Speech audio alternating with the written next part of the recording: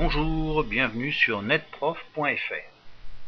Alors aujourd'hui nous allons réaliser sous le tableur Excel la fonction si et, c'est-à-dire qu'il va falloir que deux éléments soient positifs pour que le traitement puisse se faire. Alors comme exemple, on va partir de la réussite à l'examen du permis de conduire. Vous savez tous que pour réussir cet examen, il faut réunir deux conditions, c'est-à-dire tout compte fait, il faut avoir deux examens.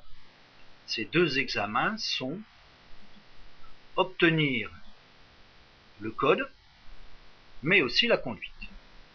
Alors nous allons prendre un petit tableau avec trois candidats et essayer de déterminer qui aurait le permis de conduire.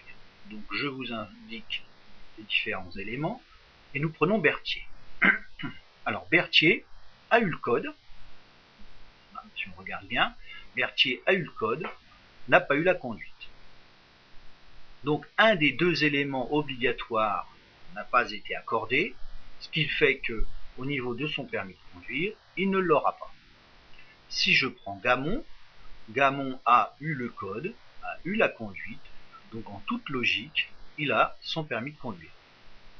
Marcel a raté à la fois le code et la conduite, donc lui n'aura pas le permis de conduire.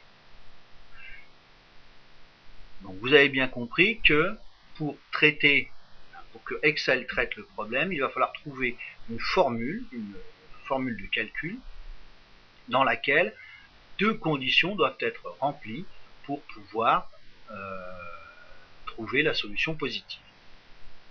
Alors traitons ça sous la forme de l'organigramme. On regarde la structure de l'organigramme et si vous regardez, vous apercevez que par rapport aux organigrammes précédents, on n'avait qu'une seule donnée en entrée. Là, on a deux données en entrée. Ce sera le code et la conduite. On aura notre grande question et toujours la réponse positive et la réponse négative. Donc, je vous l'ai indiqué, nos deux éléments importants, nos deux paramètres de départ sont le code et la conduite. Rappelez-vous la question que l'on s'est posée. Pour avoir le permis, il faut avoir le code et la conduite. Donc dans notre question, dans notre losange, nous allons faire apparaître ces éléments. Regardez bien, il nous faut le code et la conduite. Si on répond oui à cette question, c'est simple, ça veut dire qu'il a été reçu aux deux examens, ce qui fait que l'on va lui accorder le permis de conduire. Si un des deux, puisque là c'est les deux qui sont ensemble pour pouvoir avoir le permis de conduire, si un des deux ou une des deux données n'a pas été positive, on va refuser le permis de conduire. Alors essayons de réfléchir à la formule.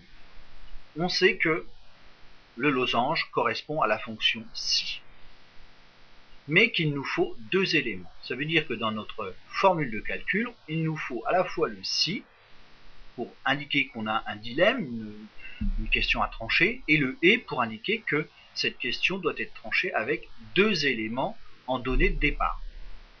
Et puis on aura toujours, là la fin sera toujours identique à la fonction si classique, la réponse positive et la réponse négative. Donc si j'affiche la formule, nous voyons bien que on va avoir le si égale si, sans problème. Je rappelle que derrière un mot, une fonction, on ouvre une parenthèse, et on va tout de suite enchaîner avec le et, pour bien indiquer à Excel que l'on a une double condition tout compte fait. Il faut deux éléments positifs réunis. Donc le si et. Et juste après le et, on va insérer dans notre formule les deux conditions qui doivent être remplies. Donc notre première condition, ce sera le code, et la deuxième, la conduite. Ça veut dire que pour le code, il faudra que la réponse soit oui, et que pour la conduite, la réponse soit oui. Donc si on regarde cet élément-là, je le surligne tout en haut, regardez, on va bien indiquer, tout compte fait, l'intérieur de notre losange. Condition, le code, et la conduite.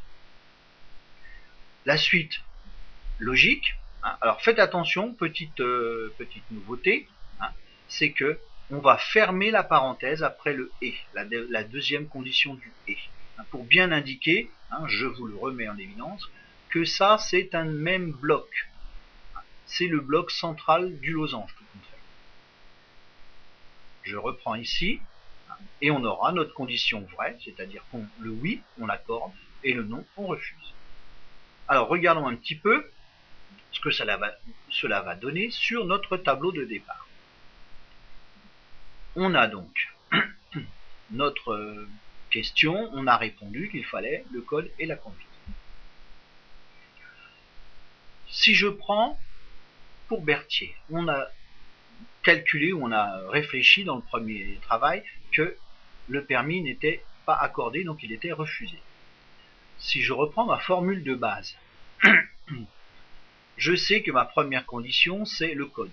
Donc pour Berthier, je sais que sa réponse au code, pour savoir s'il a eu son code, c'est la cellule B12. Et que pour la condition 2, c'est-à-dire est-ce qu'il a eu la conduite, c'est la cellule C12. Donc ces deux éléments vont devoir apparaître dans ma formule. Si on la visualise, on sait que si, je l'affiche, si B12 est égal à oui et C12 est égal à oui, alors on va lui accorder le permis de conduire, sinon on va lui refuser. Et regardez mon bloc ici, c'est bien ces éléments-là, on voit bien que l'ordinateur les a remis en évidence, c'est mes deux conditions qui doivent être réunies pour pouvoir avoir le permis de conduire. Alors si je le mets en évidence, je vois bien que la réponse a été indiquée et elle est refusée, tout simplement parce que quand il est allé tester C12, il n'a pas rencontré le mot oui, mais le mot non. Ce qui fait que les deux cellules n'étaient pas positives pour lui, donc il a refusé le permis.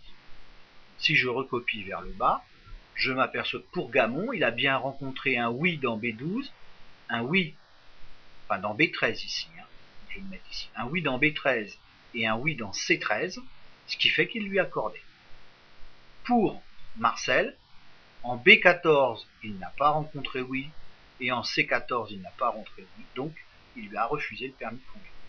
Donc si je réaffiche notre formule, on retombe bien sur ce qu'on avait déterminé au niveau de l'organigramme.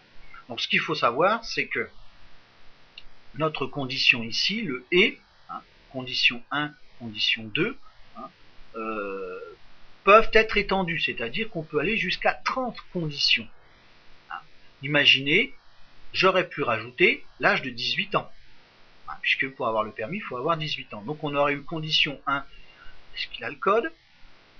Condition 2, est-ce qu'il a la conduite? Condition 3, est-ce que son âge est supérieur à 18 ou égal à 18?